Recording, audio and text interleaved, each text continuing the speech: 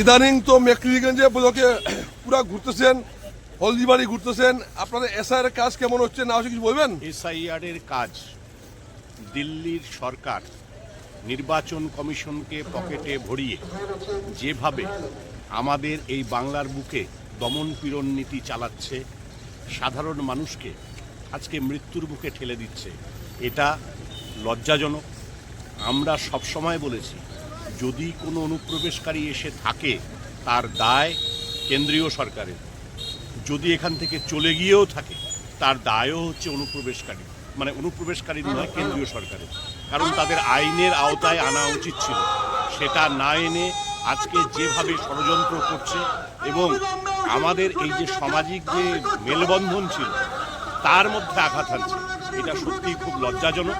এর বিরুদ্ধে মমতা বন্দ্যোপাধ্যায়ের নেতৃত্বে এবং আমাদের নেতা অভিষেক বন্দ্যোপাধ্যায়ের, সেনাপতি অভিষেক বন্দ্যোপাধ্যায়ের, আমরা একজন সৈনিক হিসাবে আমরা এইটুকু বলতে পারি, আমরা আমাদের জীবন দিয়ে হলো এটা প্রতিহত করব।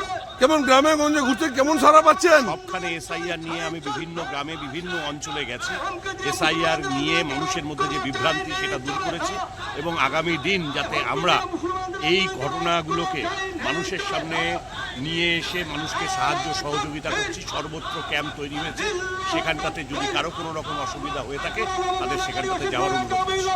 2026 সামনে কি মনে হচ্ছে? 2026 সালে গতবারের চাইতেও বেশি সিট নিয়ে মমতা বন্দ্যোপাধ্যায় সরকার গঠন করবে। বিরোধীরা তো বলছে আপনারা শূন্য হয়ে যাবেন। বিরোধীদের কথা, তারা তো বারবার একবার একটা কথা বলে। কিছুক্ষণ আগে শুনে আসলাম আমাদের সর্বময়ী নেত্রী মমতা বন্দ্যোপাধ্যায় বলেছেন, ওই বারবার আসবে, ইসবার 200 বার, ইসবার 200 বার, তারপরে যে তিমিরে থাকার সেই তিমিরেই থেকে দেবে এই বিজেপি নামক দলটি। মেকলিগঞ্জের দায়িত্ব পার্থ প্রতিম রায় পাইছে, অজিত কুচবিহার রবীন্দ্রনাথ ঘোষ পাইছে, জগদীশ বসু নিয়ে পাইছে।